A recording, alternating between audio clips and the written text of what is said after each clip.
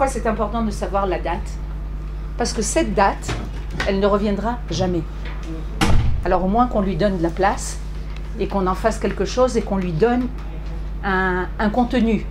Le jour de Yud Gimel Becheshvan, le 13 Cheshvan, on était ensemble à Jérusalem, on va étudier sur Sarah Imenu. Okay? Il y a un passouk qui nous dit comme ça, que Avraham Zaken Ba Bayamim. Vous savez ce que ça veut dire? Non. Avraham Zaken Ba. J'ai jamais de chance avec ces feutres, jamais. Ba Bayamim. Il vient avec ses jours. Et nos sages nous disent, qu'est-ce que ça veut dire, il vient avec ses jours? Chaque individu vient dans le monde avec une quantité de jours qu'il doit vivre. D'accord? Et chaque jour a une importance extraordinaire. Parce que ce jour-là, il ne va pas revenir. Et il faut lui donner une profondeur, un contenu, un sens. Et quand on dit que Avraham Zaken Babayamim, qu'il était vieux, ça veut dire qu'il était vieux, il est venu avec ses jours. C'est-à-dire que pour Avraham Avinu, tous les jours avaient une importance. Et nous, à notre niveau, on a l'habitude de se dire, mais c'est il y a un jour qui est passé, un autre jour qui est passé. On n'est pas tellement conscient. Mais les jours de la vie d'un homme sont des jours qui sont primordiaux, sont très importants. Et une phrase que j'aime beaucoup citer, que j'ai vue dans le bureau d'Agrave, cette phrase c'est comme ça. On va essayer quelque chose de... Lo chashuv kama yamim yesh b'chaim chashuv kama chaim yesh bayamim.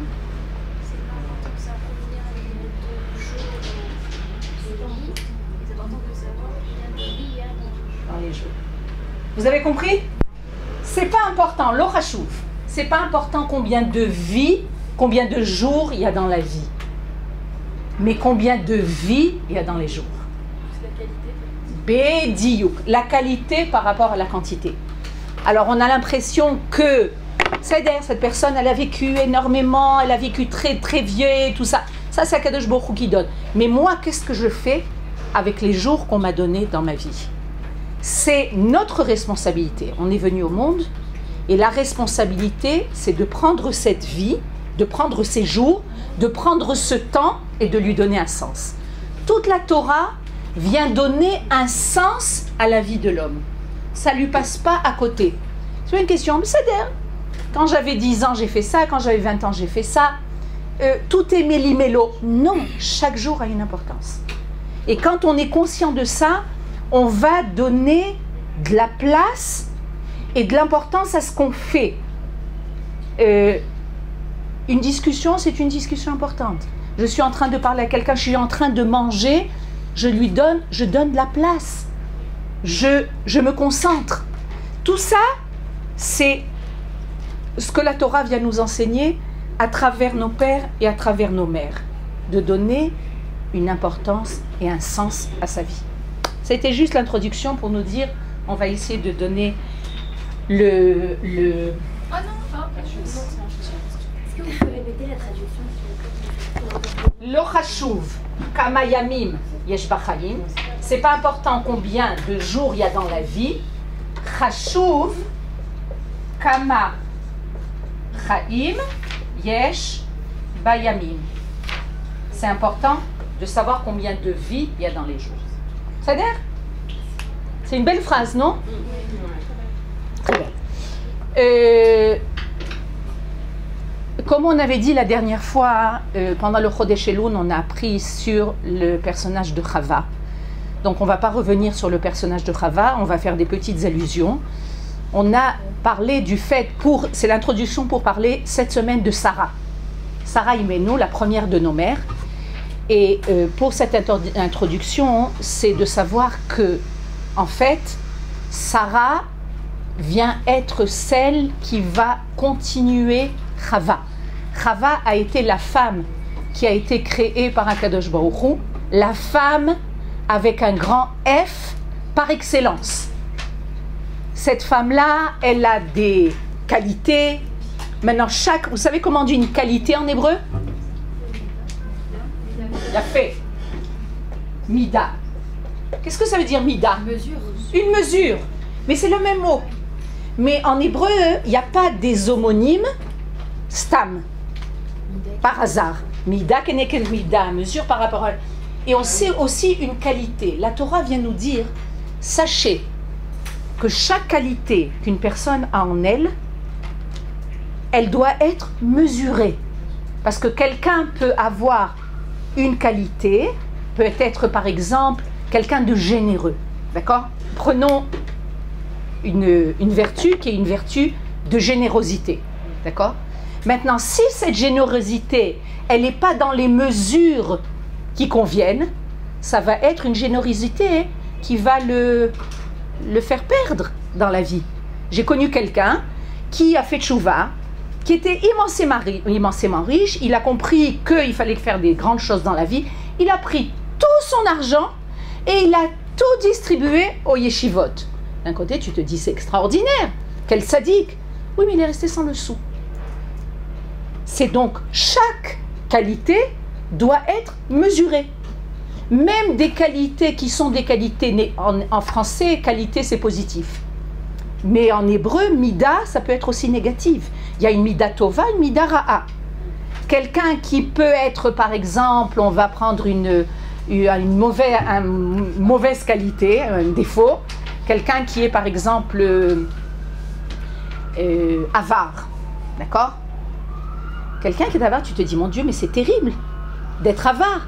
Mais d'un autre côté, dans ce défaut d'avarice, apparaît en lui des choses qui sont importantes. Il faut juste que ce soit bien mesuré. Peut-être qu'il fait attention à chaque chose, qu'il il donne de l'importance aux petits détails et il n'est pas prêt à dépenser sans réfléchir.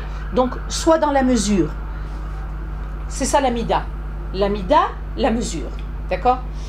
Maintenant, Sarah apparaît dans le peuple d'Israël. Je vous invite à ouvrir le Chumash de Parashat Bereshit. Et on fait connaissance avec Sarah à la fin de la Parashat de Noach. C'est dans le Perek Yud Aleph.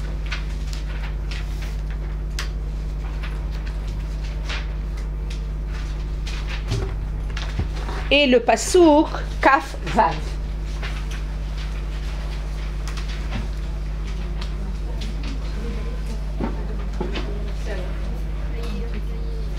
Qui c'est qui veut lire? Perek Yud Aleph et Passouk Kaf Vav. Vous avez tout trouvé? Vous savez chercher les prakim? Regardez. Non. En haut, il y a écrit Bereshit. Et après, il y a des lettres. Par exemple, toi, Hila, tu as Bereshit, Bet. Non. C'est là où il y a écrit Bereshit. En haut, vous avez Bereshit et après le Perek. Le Perek, c'est le chapitre. Si vous devez arriver au chapitre Yud Aleph. Là, tu es Vav. Encore. Okay.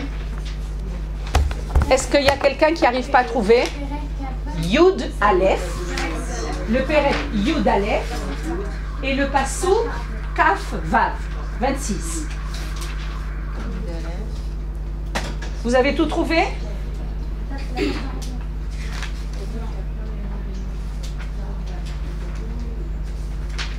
Alors, tant que je vous donnais que je ne me rappelle pas des noms, je me rappelle Yerushalmit. C'est pas mal, non? Yerushalmit, tu veux lire? Mais petit à petit, je vais reprendre vos noms, vous n'en faites pas. Sarah, Delphine, Myriam, Yerushalmit, Alia. Et toi, Levana, tu étais là la semaine dernière? Ah oui? Hein? Ah, d'accord. Bon, après on continue. Alors, Yerushalmit, si tu veux, tu lis au Perek Kavav et on va faire connaissance avec la famille de Abraham. Puisque notre sujet c'est Sarah, aujourd'hui il faut qu'on fasse connaissance avec la famille de Sarah. Vas-y.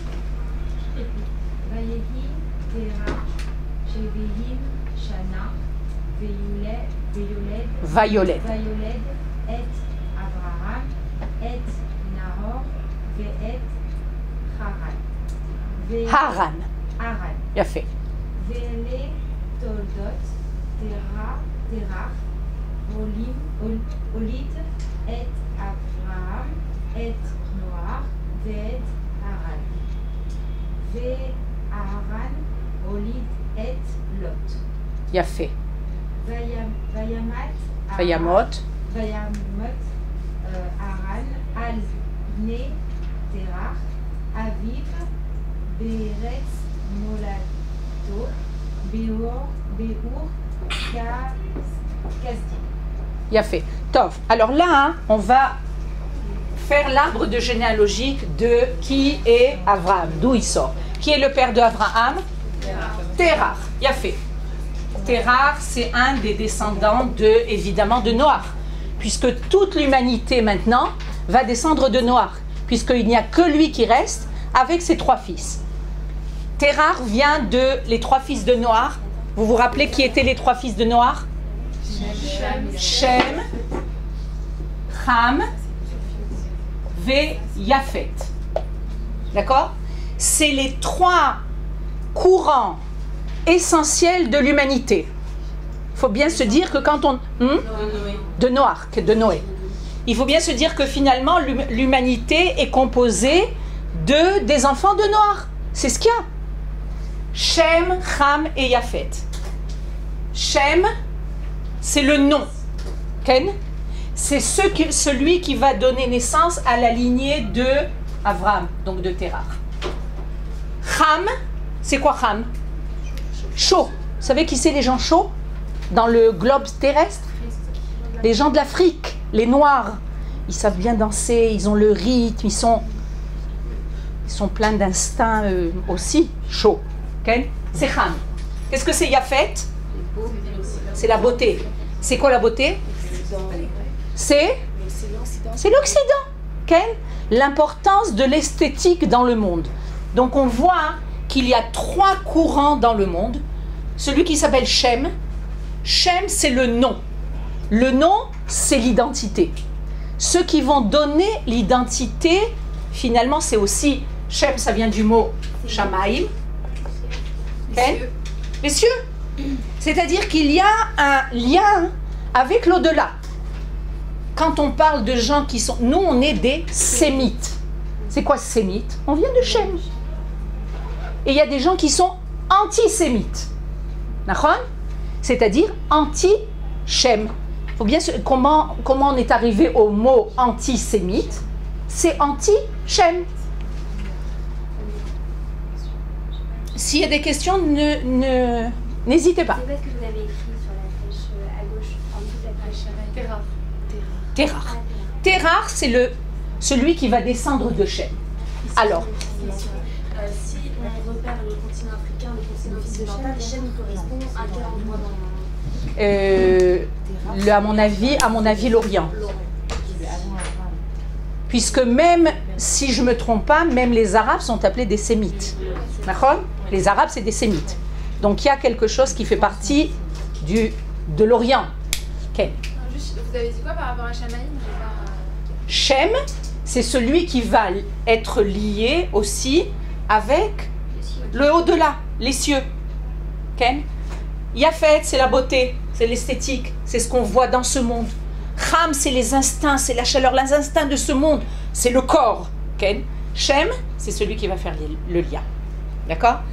Alors, Vele Toldot Terach. Terach, Olid. Donc, Terach, il a eu 3 fils. Terach, Olid est Avram, notre père, qui, comme vous savez au début, s'appelait Avram, sans le hé. Et Nahor, le deuxième fils, s'appelait Nahor, et le troisième fils s'appelait Haran.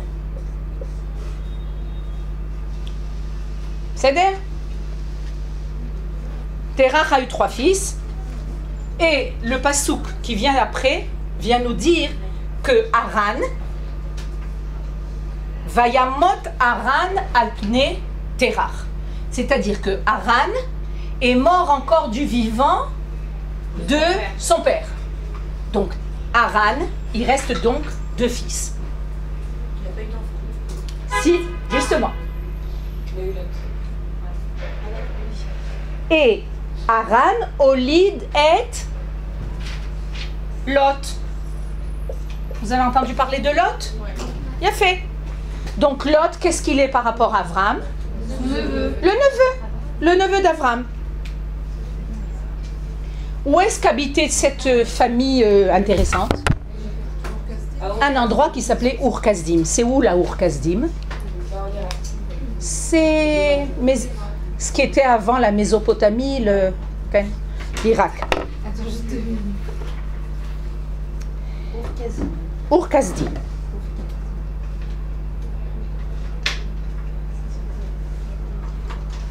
Yafé. Sarah, continue le Pérec Kaftet. Suivez avec nous le Pérec Kaftet. Nahor.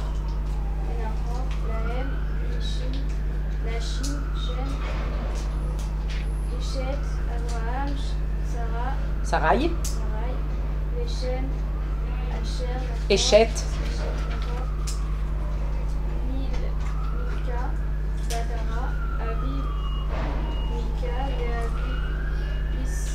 Yafé Meod. Alors, on vient nous dire maintenant les 2 frères. Qu'est-ce qu'ils ont pris comme femme? Avram venachor Vaikach Avram venachor laem nashim. Shem Eshet Avram. Le nom de la femme de Avraham. Sarai. C'est-à-dire Veshem Eshet Nachor Milka. Milka. Bataran. Qui est la fille de qui? Milka. De Haran.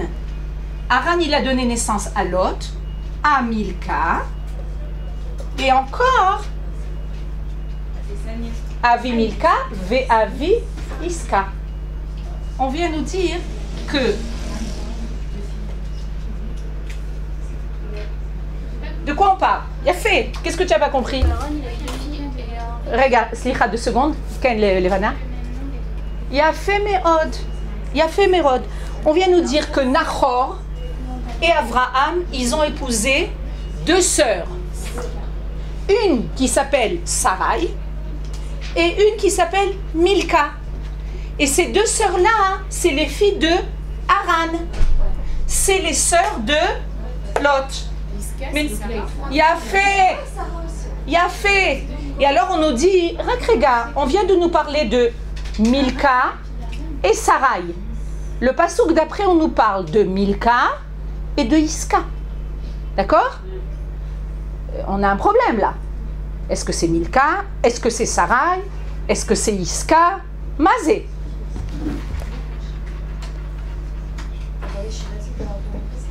Est-ce que vous avez compris le problème? Iska, c'est la fille de Haran. Et Sarah, alors on va nous dire, qu'est-ce que Rashi va venir nous dire? Celle qui sait lire Rashi, elle va prendre le pérouge de Rashi en bas de la feuille. Iska, Zo, Sarah. Iska, hein, elle a un autre nom. Elle s'appelle Sarah. Yafé. C'est la même femme. Sarah ou Sarai? Au début, elle s'appelait Sarai Nachon. Après, on lui a changé le nom. Nachon.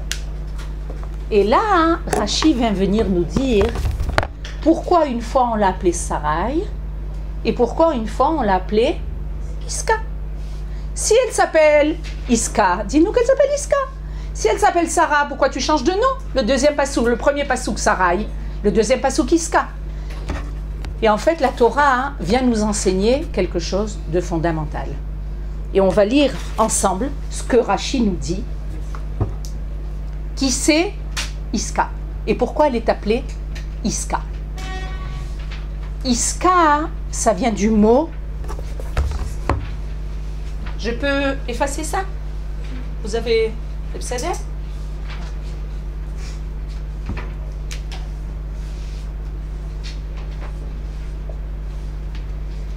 Iska vient du mot la sourd. C'est pas un nom c'est pas un mot qui est tellement employé. Aval, c'est en hébreu. La source, c'est être imprégné. Ani socha, c'est-à-dire je suis imprégné de quelque chose. Et alors on va voir pourquoi elle est appelée, de quoi elle est imprégnée, notre mère Sarah. Al-Shem chez Socha Beruach HaKodesh. Et on va continuer. Vesheakol Sochin Beyofia. כמו שנאמר, ועוד Iska ou Lachon Nesichut. Je peux effacer? Vous savez que la Torah, elle est tellement riche que finalement, avec un mot, on vient nous enseigner quelque chose de immense. Pourquoi elle est appelée Iska?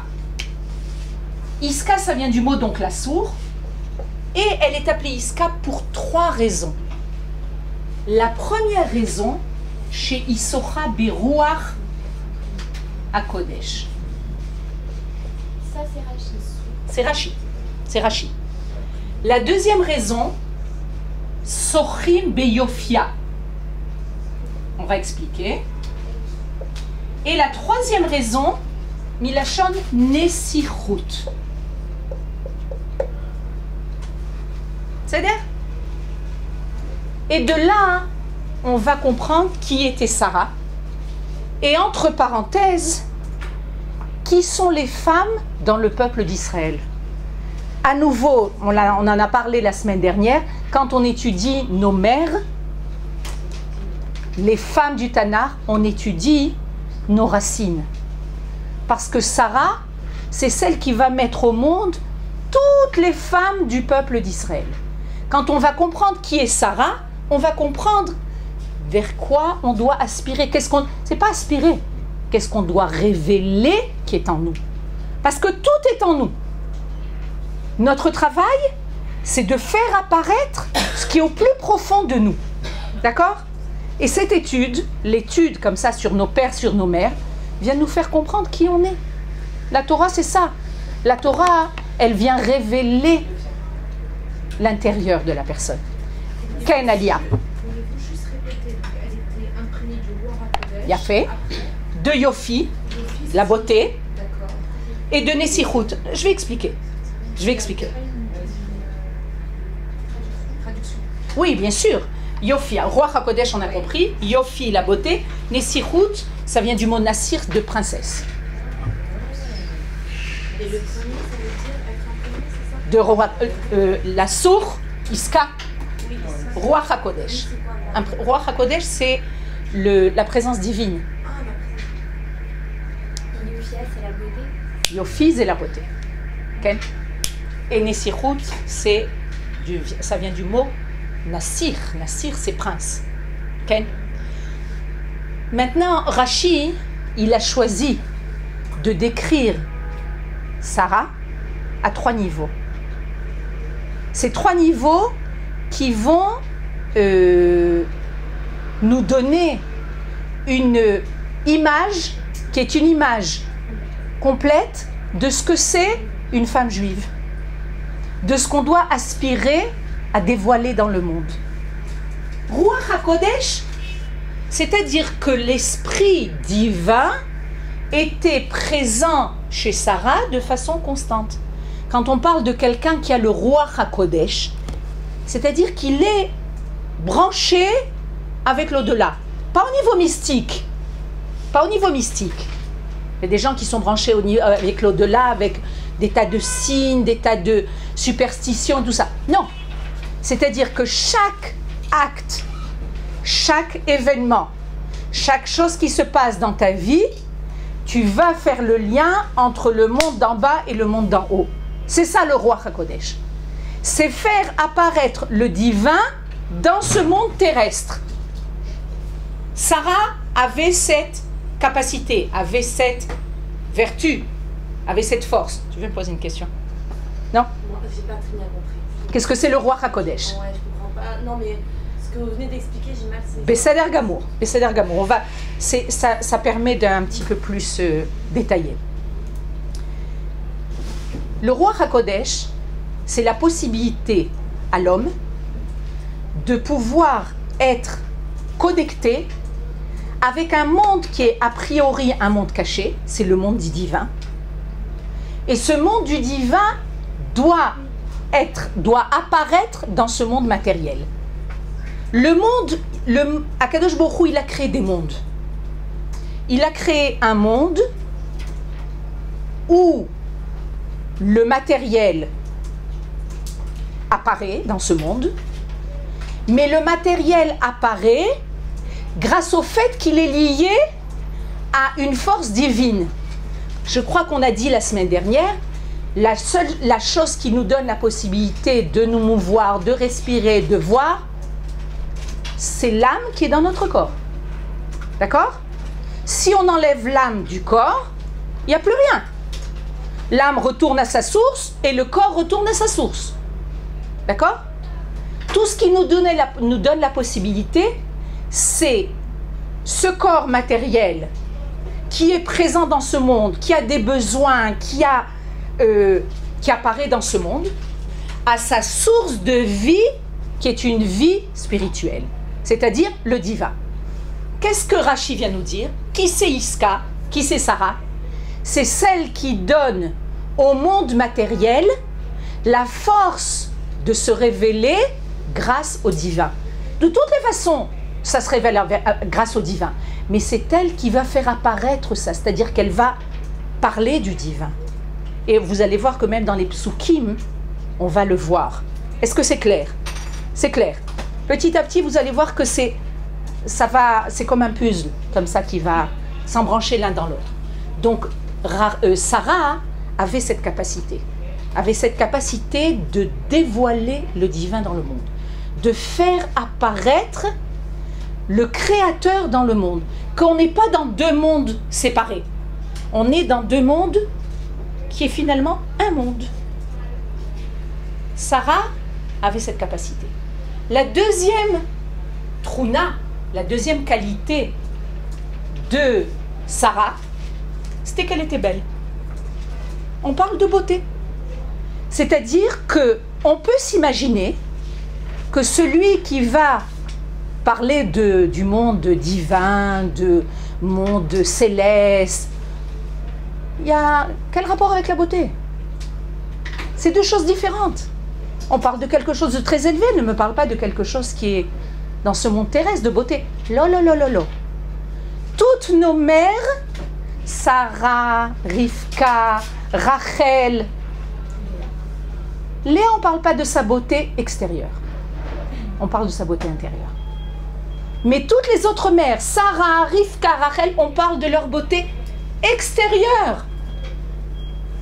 C'est-à-dire que même la beauté fait partie de quelque chose qui est divin.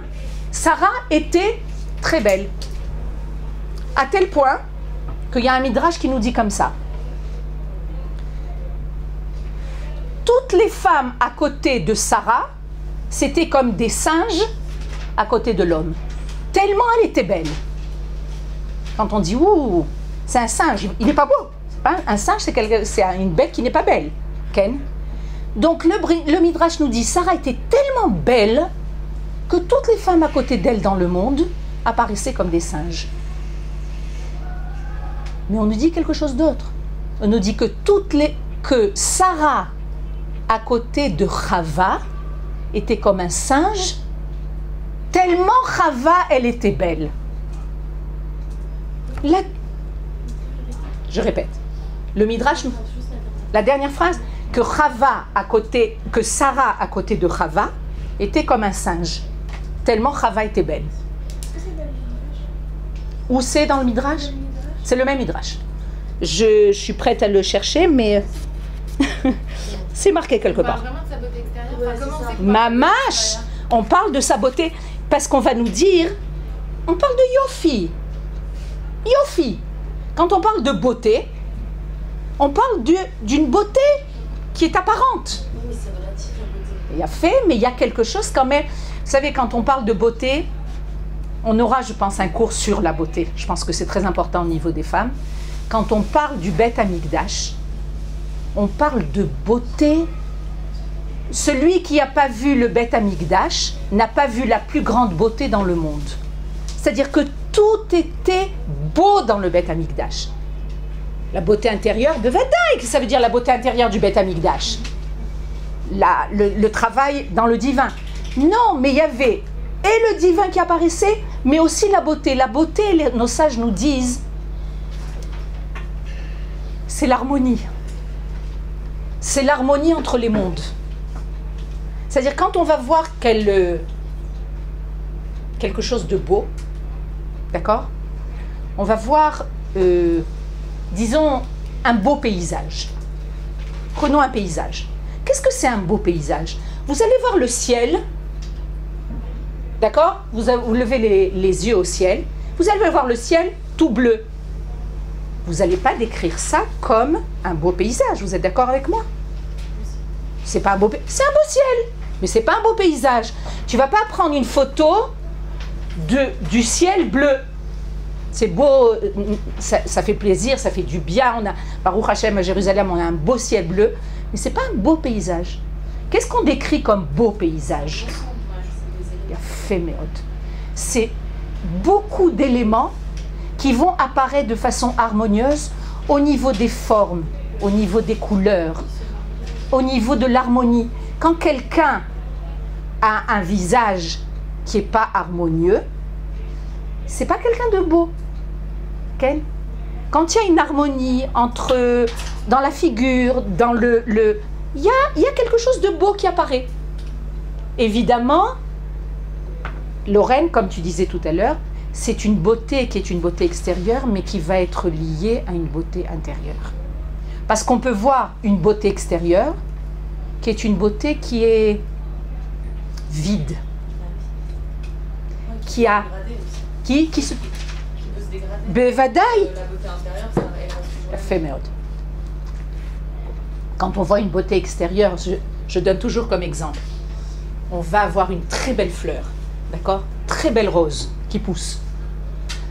Je vais prendre un sécateur, je vais couper la rose de mon jardin et je vais la mettre dans le vase. Elle va me décorer mon salon. Elle est magnifique. C'est beau. Je dis vraiment, l'harmonie de quand on voit des fleurs, c'est quelque chose de merveilleux. Le plus grand artiste qui apparaît, c'est Dieu dans le monde. C'est tellement minutieux, toutes les couleurs qui se lient l'une à l'autre. Cette fleur qui va décorer mon salon, elle va décorer 2, 3, 4, 5 jours, une semaine. Et puis petit à petit, elle va mourir. Pourquoi? Parce qu'elle est plus liée à sa source de vie. C'est exactement comme ça, même au niveau de l'individu. C'est-à-dire que s'il y a une beauté extérieure qui n'est pas liée à la beauté intérieure, c'est une beauté qui va se faner et qui va... tu vas être impressionné d'une beauté, mais très rapidement, hein, tu vas rencontrer la personne et tu vas pas être attiré par ça. Là, hein, nos sages nous disent que dans Sarah, Iska, qui est Sarah, on trouvait en elle une véritable beauté. La beauté intérieure qui était reflétée dans la beauté extérieure. Bédiouk. Mais la fleur qu'on laisse à sa source, elle finit par aussi s'éteindre. Donc elle passe par des étapes. Là aussi, elle se... C'est la longévité de vie de chaque créature dans le monde. Ouais. Ken, mon petit-fils me disait, les papillons vivent 2 semaines. C'est-à-dire, c'est très beau de voir un papillon. Il a comme longévité de vie 2 semaines, mais pendant 2 semaines, il est magnifique. D'accord? Un être humain aussi, il a une longévité de vie, tant et tant de temps. Mais tant qu'il est dans ce monde, tant que cette créature est dans ce monde, elle apparaît comme elle doit apparaître. D'accord? Après, un être humain aussi, plus il va vers la vieillesse et plus petit à petit, il y a quelque chose qui se dégrade. La troisième chose, d'accord? On a vu Roi Kodesh, on a vu Yofi. La troisième chose, c'est Nessirou. Oui, Vakasha. Vous avez parlé de Chava. Parce qu'elle était encore plus belle Que Sarah. C'était la plus belle femme au monde. Quoi? Pourquoi? Parce que Sarah était très très belle et Chava était encore plus belle. Je vais te dire pourquoi on la compare. Si le Midrash nous parle de ça, c'est pour nous dire que Chava, c'est la femme idéale par excellence. C'est la femme parfaite. C'est le prototype de femme que Akadosh Baruch Hu a voulu créer dans le monde. C'est celle à qui on doit ressembler. C'est celle à qui on doit ressembler avant la faute. Bédiouk. C'est ce que Akadosh Baruch Hu a voulu faire apparaître dans le monde en tant qu'individu féminin. Qu'est-ce que c'est un individu féminin?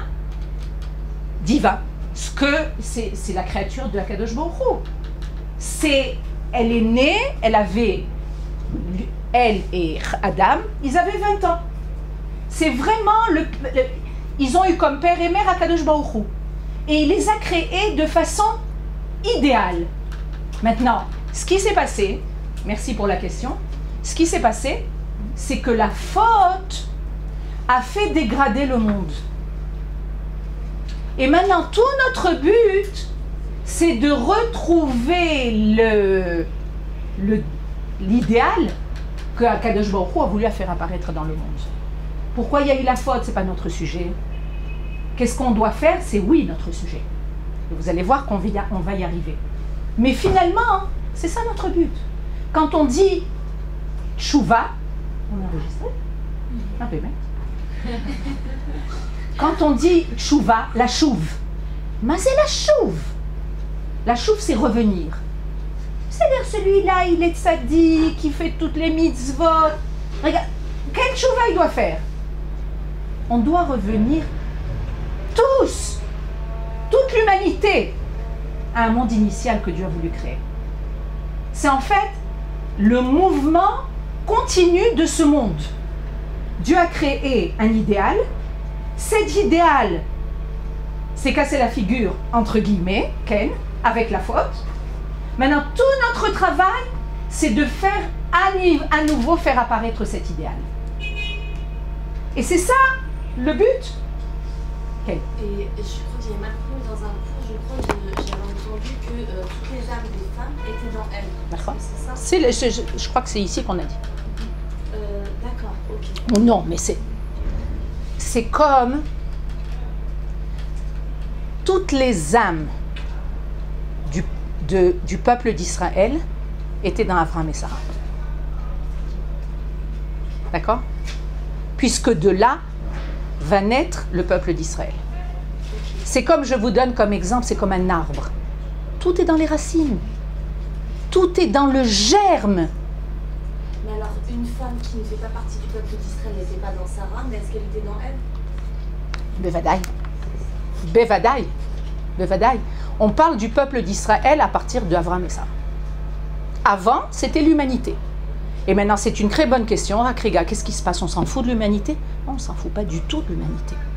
C'est des créatures divines. Les goïms, les musulmans, même les méchants dans ce monde. C'est des créatures divines. J'entends pas.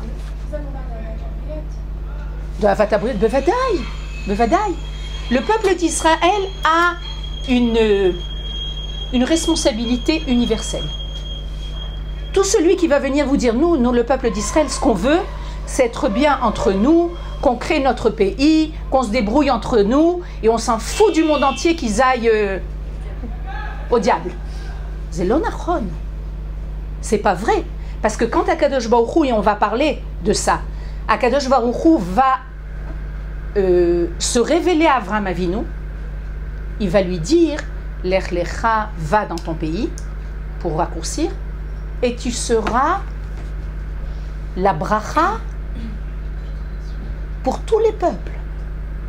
C'est-à-dire que ton travail, tout ce que tu vas révéler dans le monde, c'est pas pour toi, c'est pour le monde entier.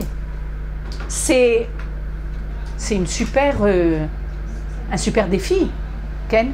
Le peuple d'Israël, c'est un peuple qui a un rôle universel. Maintenant, c'est un peu comme le cœur qui va donner vie à tout le corps, mais quand le cœur il est malade, tout le corps est malade. Ken? Juste une question. Ken. Quand on dit qu'on doit revenir à faire tchouva, revenir à un état, c'est un état initial ou idéal, c'est un état qu'on a connu. Pour revenir à quoi? Si on l'a pas connu, on ne sait pas à quoi revenir. On l'a connu. On l'a connu. On l'a connu. C'est pour ça qu'on peut te demander de revenir. Oui. C'est qu'on l'a connu et qu'on l'a en nous. Oui, et tout notre travail, c'est de le dévoiler. En fait, tout le travail de l'individu, c'est de dévoiler ce qu'il a en lui au plus profond et qui est en sourdine. La Torah vient te permettre de dévoiler ça. C'est comme, je vous donne un exemple, quelqu'un qui est né avec des qualités musicales extraordinaires, un virtuose, d'accord? On lui a donné des qualités, tout le monde n'a pas des qualités d'être un virtuose, mais lui on lui a donné. Mais on n'a jamais mis devant Beethoven un piano. Il ne sera jamais Beethoven. Vous êtes d'accord avec moi? La Torah, c'est exactement ça. La Torah fait partie de chaque individu dans le peuple d'Israël. Alors, si je comprends bien, Ken. Si la Torah me permet de révéler ce que j'ai en moi, c'est parce que je suis attachée à ceux qui ont porté la parole et de cette manière-là, je suis liée à eux. Les gamins, tout à fait. Tout à fait. On vient nous dire, voilà, Avraham Avinu, Sarah, c'est les pères du peuple d'Israël qui ont comme rôle de révéler le divin dans le monde, et ils vont mettre au monde un peuple qui a comme rôle de révéler le divin dans le monde. C'est-à-dire que c'est présent, c'est là, tout est enfoui en moi. Maintenant, comment je vais le révéler? Premièrement, chacun va le révéler à sa façon. Mais avec le dénominateur commun qu'on fait partie du même projet. Le même projet divin. Le projet divin que Akadosh Baruch Hu a mis dans le peuple d'Israël, c'est de révéler la présence divine dans le monde. C'est notre rôle. En rebâtissant le temple. C'est le Vadaï. Le temple, en fait, c'est ce qui vient révéler que Dieu est présent dans ce monde. C'est comme si qu'on lui faisait, entre guillemets, une maison. Il est là, il est parmi nous. Le monde entier venait pendant la fête de Sukkot sacrifier des sacrifices dans le temple. Qu'est-ce que ça veut dire? Être révélé que Bémet, Akadosh Baruch Hu est présent dans le monde. Mais les synagogues sont pareilles. Pourquoi? Les synagogues, c'est Mikdash Me'at, on appelle. C'est un petit sanctuaire. C'est pour nous, pour sentir que Dieu fait partie de nous. Mais c'est pas du tout à la même intensité. On dit que dans le Beth Amikdash, il y avait tous les jours 10 miracles. 10 miracles. C'est-à-dire, je ne sais pas exactement nommer les miracles, mais c'était véritablement rencontrer Akadosh Baruch Hu dans ce monde. C'est notre but. C'est notre but de faire le lien entre le divin et le monde terrestre. C'est le but du peuple d'Israël. On dit que c'est le peuple d'Israël, c'est la haute, c'est la lettre Vav. D'ailleurs, vous allez voir dans la Torah, il y a beaucoup de Vav, Vav, Vaïkra, Vaïomer, Vaïedaber, beaucoup de Vav. C'est quoi le Vav? C'est une lettre qui est debout. Ça peut être aussi comme ça, le Vav. C'est quoi? Le Vav, c'est le point de jonction qui passe entre le monde d'en haut et le monde d'en bas. comment est-ce que le monde d'en bas va pas rester complètement en bas, mais il va s'élever, et comment le monde d'en haut, il ne va pas rester que en haut, mais il va redescendre. Pourquoi est-ce que Akadosh Baruch Hu a choisi Avraham? Vous connaissez l'histoire d'Avraham? Avraham Avinu était le fils de Terach, comme on a dit tout à l'heure. Terach, c'était un vendeur d'idoles. Vous savez qu'à l'époque, les gens étaient idolâtres. Maintenant, c'est très rare de voir des gens idolâtres. On peut voir des gens idolâtres de l'argent, des gens idolâtres du sport, mais idolâtres, c'est-à-dire être devant une statue et se prosterner devant la statue et de donner des forces à cette statue. Pour nous, on a un mal fou à comprendre une chose pareille. Et Terach, le père d'Avraham, avait un magasin d'idoles. Et dans ce magasin d'idoles, les gens venaient et ils achetaient des idoles. Et un jour, le père d'Avraham a dit à son fils, « Mon fils, viens dans mon magasin parce que je dois faire autre chose. Tu vas dans le magasin. » Avraham est venu dans le magasin et il voit une vieille dame qui dit à Avraham, « Tu sais, je veux acheter une idole. » Alors Avraham lui dit, « Comment tu veux acheter une idole? Quel âge tu as ?» Elle dit, « Moi, j'ai 120 ans. » Les gens mouraient très vieux à l'époque. Il dit, « Comment toi, une femme de 120 ans, va donner de la force à une idole qu'on a fait il y a 2 jours. » Et alors chacun venait et il détruisait finalement la émouna, la foi des gens qui étaient dans sa génération. Et les gens repartaient avec des doutes. Et qu'est-ce qu'a fait Avraham? C'est le Midrash qui nous raconte. Hein? Avraham a pris un bâton et il a cassé toutes les idoles. Sauf une, et il a mis le bâton sur cette idole. Quand son père est revenu, il lui a dit, « Mon fils, qu'est-ce qui s'est passé ?» Il lui dit, « La grande idole, elle est très forte. Elle a tué toutes les autres idoles. » Alors son père, il lui dit, « Mais qu'est-ce que tu racontes? Les idoles, elles n'ont pas de force. » Alors il dit, « Papa, écoute ce que tu dis. Puisque les idoles n'ont pas de force, comment les gens peuvent croire aux idoles? » Maintenant, le roi qui était à l'époque d'Avraham, il s'appelait Nimrod. Nimrod, c'était le grand idolâtre. Quand il a entendu ce que faisait Avraham, il a voulu le tuer.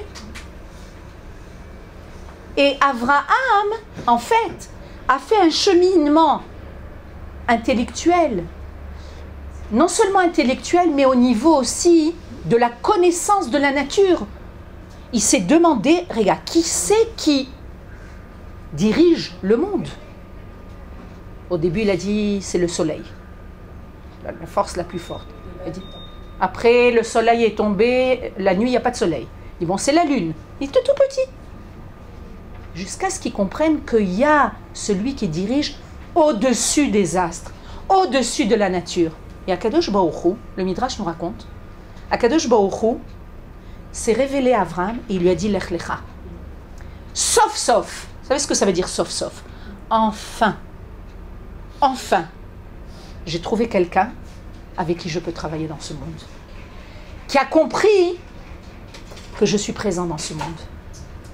Avraham Avinu, c'est celui qui va révéler au monde qu'il y a un créateur. Et là va passer toutes les générations de Avraham, tous les enfants de Avraham et Sarah, pour faire cette révélation dans le monde. On continue, et par là on va faire une petite afsaka. Iska Sarah, c'est Nessirut. Mazé Nessirut. C'est princesse. Qu'est-ce que c'est être princesse? Qu'est-ce que ça veut dire être princesse? La princesse, c'est qui? C'est la fille du roi. Le peuple d'Israël doit être conscient que nous, en tant que femmes, les femmes du peuple d'Israël, nous sommes des princesses. Maintenant, quand on dit princesse, c'est sympathique d'être princesse. Ma princesse. Mais qu'est-ce que ça veut dire d'être princesse? D'être princesse, qu'est-ce que vous pensez? Qu'est-ce que ça veut dire d'être princesse? Il y a fait. Premièrement, une responsabilité. Imaginez-vous, une princesse, elle ne peut pas se comporter n'importe comment. Elle ne peut pas s'habiller n'importe comment. Elle ne peut pas parler n'importe comment. Elle représente quelque chose. Les femmes dans le peuple d'Israël représentent quelque chose. Elles ont un rôle. La princesse va passer, va marcher, et on va dire, vous savez, c'est la fille du roi. Waouh! La fille du roi, on la respecte.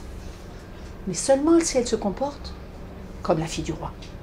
Si elle se comporte comme la dernière des je sais pas quoi, de quoi, ok? On va pas la reconnaître. C'est ça la Nessicha. La Nessicha, les femmes dans le peuple d'Israël, c'est ça.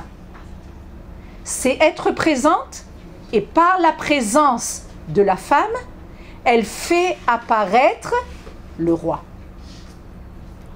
C'est une super responsabilité.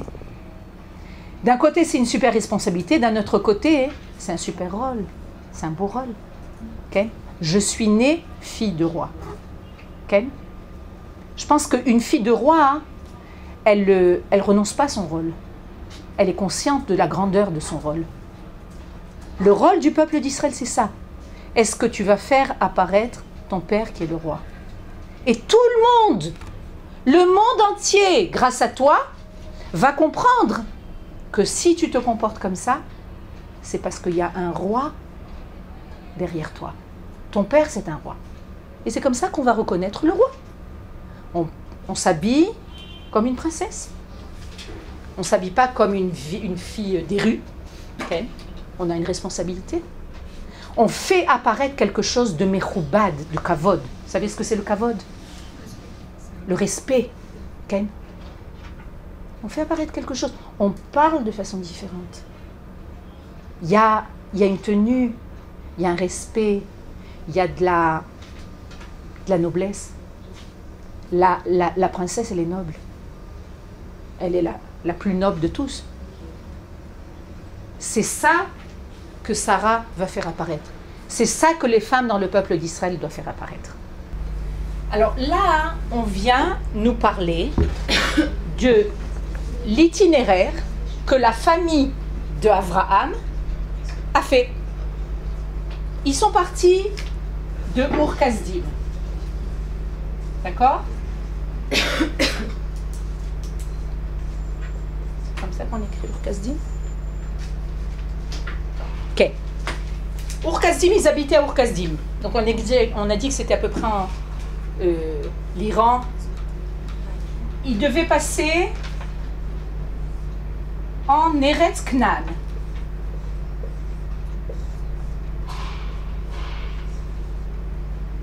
C'est où Eretz Knan? C'est là. C'est Eretz Israël. C'est Eretz Knan, c'est Eretz Israël. Mais ils sont passés par un point qui s'appelle Haran. D'accord?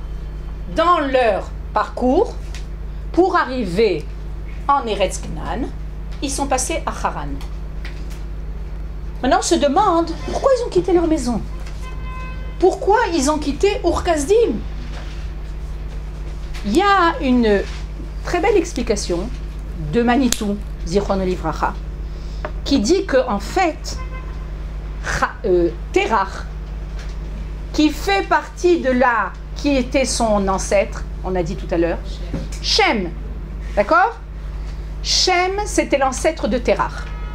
Shem a comme mission de dévoiler qu'il y a Shamaim, qu'il y a un créateur Bashamaim. Ils avaient en lui, au plus profond d'eux-mêmes, ils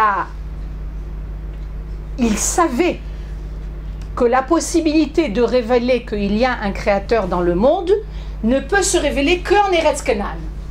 C'était dans les gènes, c'était dans leur histoire, peut-être ce qu'on leur avait dit de père en fils. Ça, il y a des choses qu'on se dit de père en fils.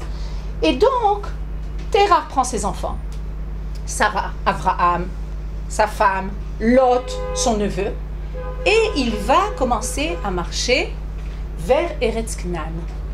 Mais on nous dit qu'ils se sont arrêtés à Haran. Haran, c'est un point dans l'itinéraire. Et Pourquoi ils sont arrêtés à Haran? on ne nous dit pas pourquoi ils sont arrêtés à Haran. Je crois bien qu'un des Mefarshim nous dit que à Haran, Terach est mort. Et étant donné que Terach est mort à Haran, il y a eu un arrêt. Ils se sont arrêtés pour l'enterrer, ils se sont installés à Haran. Ils ne s'intéressent pas à la mère d'Abraham, juste au père. Et on ne nous parle pas de la mère d'Abraham, mais on a un livre à la maison qui est extraordinaire. On nous parle de toutes les femmes dont on ne parle pas. C'est intéressant. Et on nous parle de la mère d'Abraham. Je ne peux pas vous dire, je ne l'ai pas étudié, mais ça serait intéressant de savoir. Sur chaque femme dont qu'on ne parle pas, on se dira Kréga, mais la mère d'Abraham, elle a un nom d'ailleurs, et elle est nommée dans les chroniques, dans le Tanakh, je crois que dans les chroniques, elle est nommée. Alors on nous dit pourquoi elle n'est pas nommée là, elle est nommée là, toutes des questions, mais on ne nous parle pas d'elle dans la Torah. Elle est partie avec eux. Vadaï. Et alors on nous dit, donc ils sont à Vaishvu Sham, et ils se sont installés, où ça? À Haran. D'accord? Et c'est comme ça que la parashat Noach se termine. Zéro. Et on arrive à la parashat Lech Lecha. La parashat Lech Lecha, c'est Akadosh Baruch Hu qui se révèle à Abraham pour lui dire Lech Lecha. Maintenant est le temps de continuer l'itinéraire que ton père avait commencé, Ken, mais toi, tu vas y arriver. Lech Lecha mi artsecha, mi moladtecha, mi bet avicha el haaretz asher areka.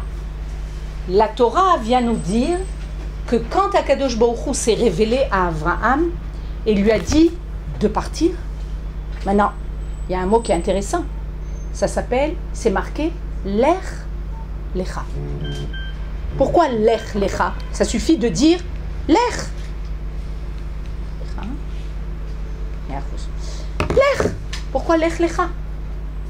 Va pour toi. Tu as une mission, va la faire. Non, non, non, on nous dit Lech Lecha. Et Rashi nous dit Le anaatra, le tovatra. Pour ton plaisir et pour ton bien. C'est-à-dire que la mission que tu vas remplir, qui va se trouver en Eretz Canaan, d'accord? C'est une mission qui est une mission universelle, d'accord?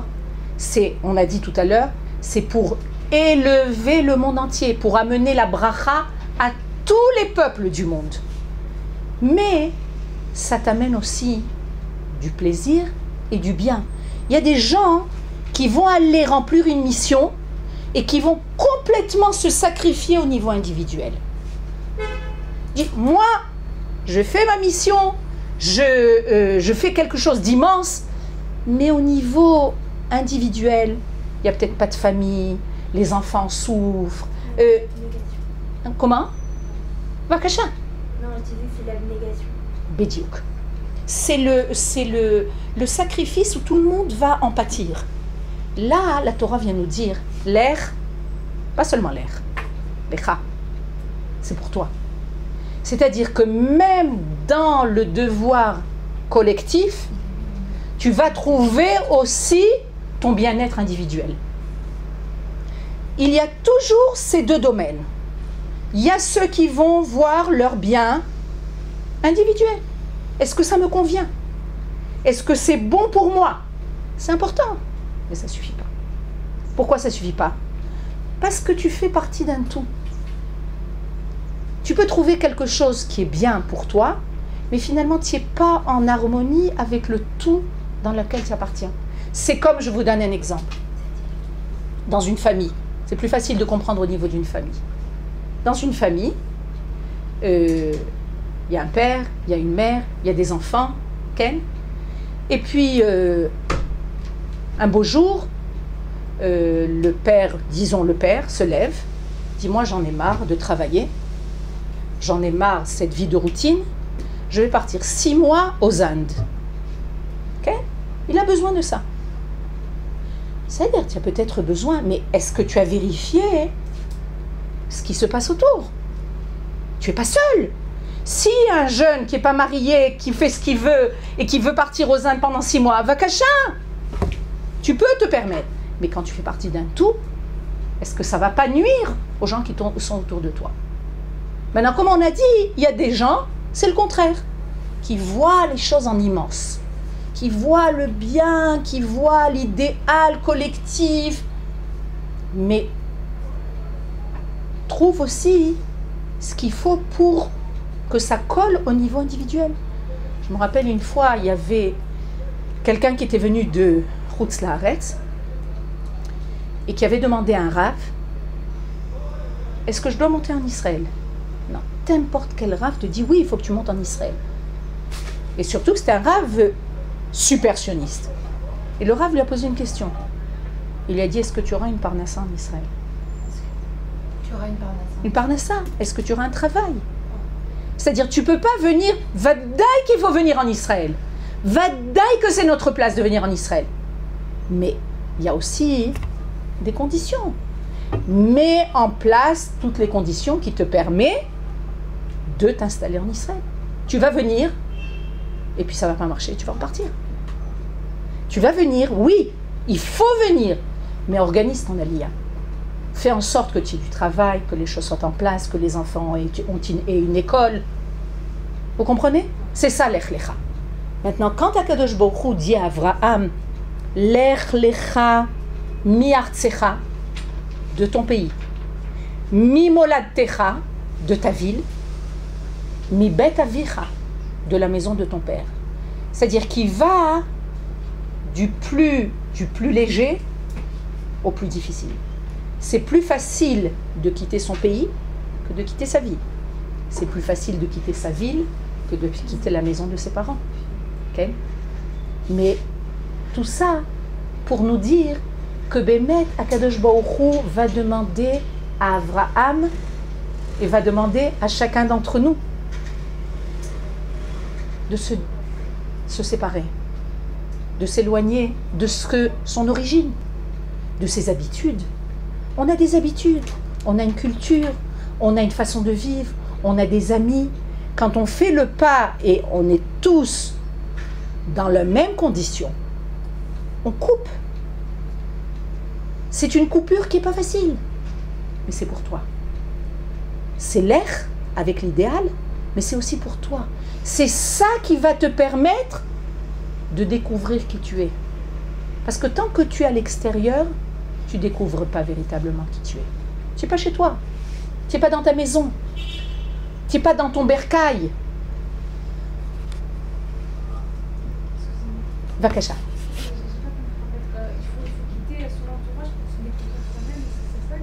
Il faut quitter la galoute pour arriver en Eretz Israël.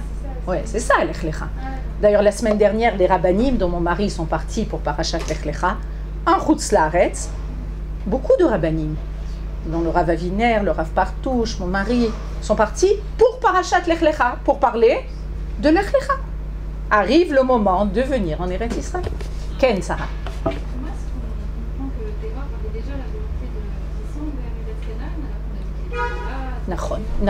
C'est une bonne question, mais je sais que Manitou, dans un de ses livres, en parle. Je suis prête à faire je pense qu'il y avait une tradition, même s'il était idolâtre, de faire apparaître quelque chose d'élevé. Et comme je disais tout à l'heure, viendra le moment où on parlera de ce que c'était l'idolâtrie à l'époque. C'est-à-dire, pour nous, l'idolâtrie, il n'y a pas de plus grande bêtise que de se prosterner devant un bout de pierre. Mais c'était pas ça. C'était pas ça. Il y a une idolâtrie qui vient révéler de quelque chose de très élevé, mais il s'arrête bédiouk. C'est-à-dire que c'était pas des gens qui étaient bêtes. On nous dit que plus les générations passent, moins on est à un degré élevé. Tu dirais, Kréga, alors si nous on comprend que l'idolâtrie c'est de la bêtise, comment eux ne comprenaient pas? Non, alors nos sages nous disent, je vais te faire comprendre ce que c'était l'idolâtrie. C'est vrai qu'ils étaient idolâtres, mais ils recherchaient finalement le Créateur dans cette idole. Mais ils s'arrêtaient au milieu. D'accord? Et on nous dit, quelle est la mission? Qu'est-ce que Akadosh Baruch Hu demande à Avraham Avinu? Maintenant, quand on lit les psukim de Avraham Avinu, on lit finalement l'objectif de ce que doit être le peuple d'Israël. Rivka, tu veux lire? Le pasuk Bet, dans Yud Bet.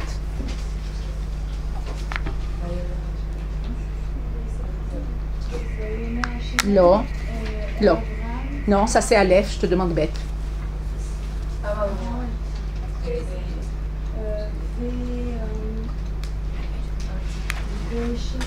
Vesra.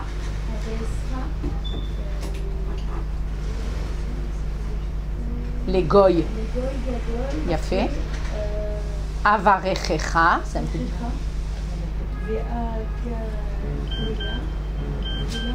Agadela. Shemecha.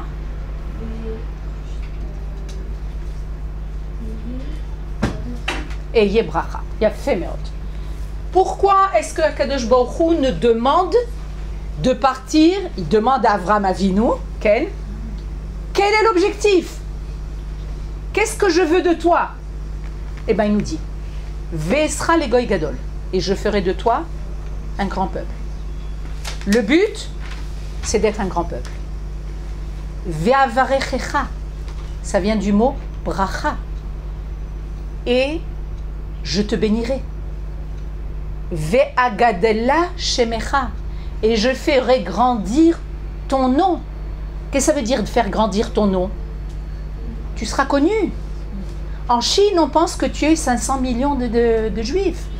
C'est ça, Ve'agadela shemecha. Est-ce qu'on va parler des gens qui habitent en Finlande? Des juifs, on parle. On parle beaucoup, on aimerait qu'on parle un peu moins de nous. Mais on parle de nous. Ça intéresse le monde. Ve'eye beracha. Et tu seras une bracha.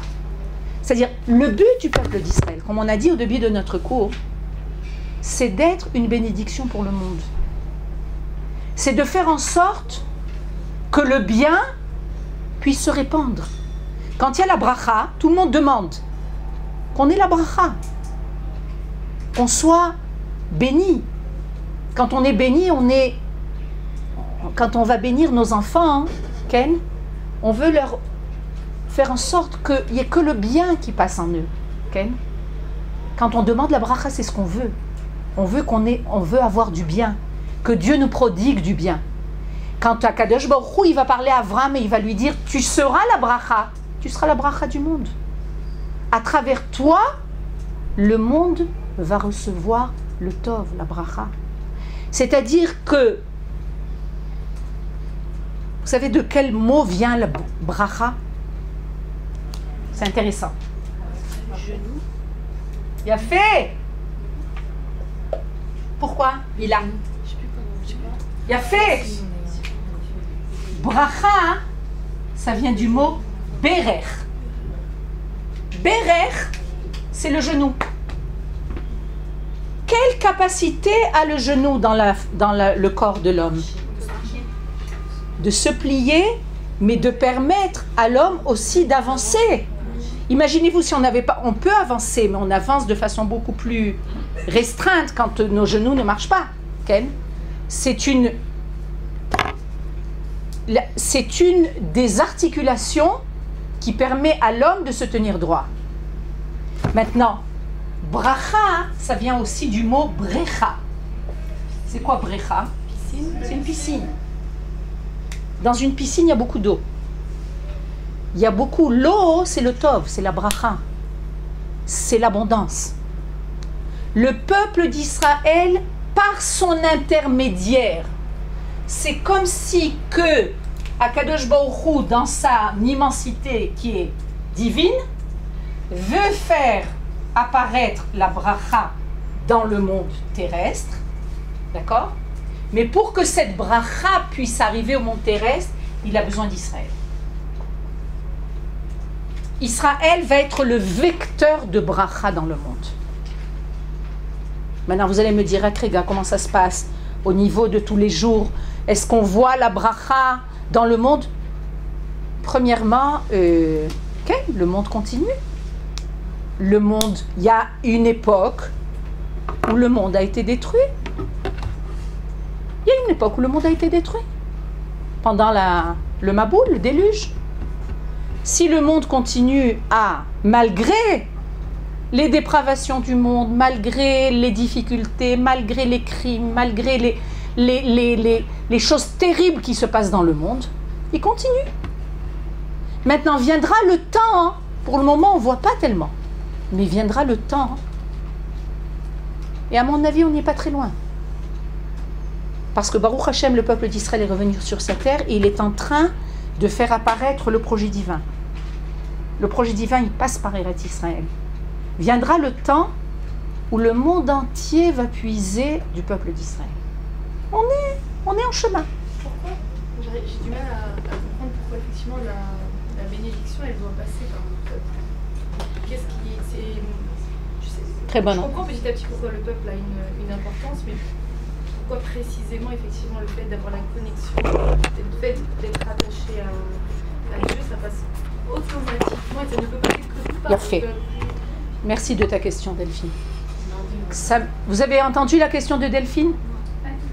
Hein? Delphine dit pourquoi est-ce que la bracha qui doit passer dans le monde doit obligatoirement passer par le peuple d'Israël. Et ça me rappelle ce que j'ai entendu au niveau de la création du monde. Quand Akadosh Baruch Hu a créé le monde, il a créé les cieux, il a créé la terre, il a créé la végétation, d'accord? Mais nos sages nous disent que il n'y avait pas, tout ce qui était planté dans la terre ne poussait pas. Ce n'est seulement lorsque l'homme, Adam Arishon, a été créé, qu'il y a eu la croissance de la végétation. Pourquoi? Parce que quand Adam Arishon est apparu dans le monde, il a prié pour que la pluie apparaisse. C'est-à-dire qu'il soit le vecteur. Qu'est-ce que c'est la pluie? La pluie vient d'en haut, va abreuver la terre. Vous êtes d'accord? Maintenant, tant qu'il n'y avait pas l'homme pour faire la jonction entre le ciel et la terre, il n'y avait pas de pluie. Il était seul. Il était seul. C'est-à-dire, il y avait le monde d'en haut, il y avait le monde d'en bas, mais il n'y avait pas de jonction. D'accord. Mais là, on parle d'un peuple. On parle d'un peuple qui, lui, va être celui qui va faire la jonction entre le monde d'en haut et le monde d'en bas. Mais pourquoi j'ai besoin d'être groupe? Pourquoi j'ai besoin d'être groupe? Pourquoi pas des individus? Exactement. Bien fait. Nos sages...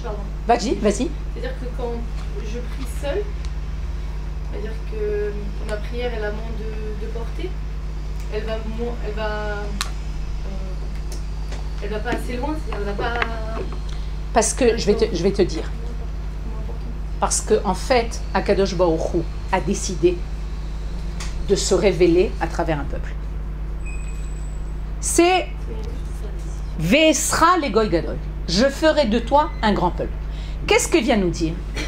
Des tzadikim au niveau individuel, j'en ai plein. Au niveau individuel, il y a plein de tzadikim dans le monde. Vous savez ce que c'était les justes des nations? Vous allez à Yad Vashem, il y a plein d'arbres, malheureusement pas assez, qui ont été plantés pour les justes des nations, qui ont sauvé des juifs. Il y a des tzadikim. Il y a des gens qui peuvent être à un niveau extraordinaire de droiture, de moralité, de bonté. Ça existe. Ce que je recherche, ce n'est pas le niveau individuel. Je recherche qu'un peuple entier soit lié au Créateur. Un peuple qui a toutes sortes de facettes. Tu as des gens qui pensent droite, tu as des gens qui pensent gauche, tu as des gens ashkénazim, tu as des sfaradim, tu as des thémanim, tu as des gens qui sont qui sont rigoureux, il y a des gens qui sont généreux, il y a de tout. Mais ça veut dire, à travers le peuple représente en fait toutes les facettes de l'humanité. Il y a fait toutes les facettes de l'humanité et toutes les facettes de révélation de Dieu dans le monde. C'est-à-dire que Dieu a décidé de ne pas se révéler de façon uniforme. Tu comprends? C'est-à-dire que même lorsque tu vois des gens qui sont tellement loin de toi, sache que même à travers eux, Akadosh Baruch Hu se révèle. C'est beaucoup plus riche. Tu comprends? Et cette possibilité de révélation de Dieu qui passe par Israël, et pour terminer, on va parler de ce que c'est la collectivité. Comment on dit collectivité en hébreu? Kal, un autre mot. Comment? Tzibour. Tzibour. Vous savez ce que c'est Tzibour? C'est très beau. C'est Tzadikim, Benonim, Verechaim. C'est ça un Tzibour. Non, on veut être un Tzibour que de Tzadikim. Non. C'est quoi la protection? Tzibour, c'est une collectivité. C'est les initiales de Tzadikim, les justes. Benonim, c'est les médiocres, les moyens. Rechaim, c'est les méchants. Comme les espèces de soupe. Benoni, c'est pas moitié-moitié. Le loulab. Les Benoni, c'est au milieu en fait. C'est les moyens. C'est les moyens. C'est pas des tzadikim, c'est pas des rechaim, c'est les moyens. D'accord? Akadosh Baruch Hu nous dit, dans le peuple, dans le tzibour, on a de tout. Et je vais être révélé dans un peuple qui comprend toutes ces sortes de personnes. D'être révélé par des tzadikim qui étudient à la yeshiva du matin au soir, c'est évident. Vous êtes d'accord avec moi? Mais d'être révélé dans un peuple qui est d'accord, qui est conscient qu'on a besoin de toutes les facettes. Qu'est-ce que ça permet? Ça permet de se lier vers une cause commune. Quand on a quelqu'un qui est à côté de moi et qui est tellement différent de moi, mais on travaille pour la même cause. Toi, tu travailles de ta façon, moi je travaille de ma façon. Je ne vais pas annuler la façon dont toi tu travailles. Maintenant viendra le temps où on va se rendre compte que tout le peuple qui revient sur sa terre et qui va reconstruire la royauté divine dans le monde sur cette terre, tout le monde travaille de la même façon. Il y a des gens qui travaillent en enseignant la Torah. Il y en a qui travaillent en étudiant la Torah. Il y en a qui travaillent en faisant les routes qui permettent d'arriver d'endroit en endroit. Imaginez-vous si on n'avait pas de route. Eux aussi, on a besoin d'eux. On a besoin de tout le monde. Viendra le temps où Bezrat Hashem, il y aura le Beth Amikdash. Et quand, pour arriver au Beth Amikdash, on a eu besoin des routes. Mais celui qui a fait la route, c'est un petit ouvrier. Quoi, il est important? Peut-être qu'il est important. Tout le monde est important. Tout le monde est important. C'est ça que Akadosh Baruch Hu veut de nous. Qu'on révèle le peuple.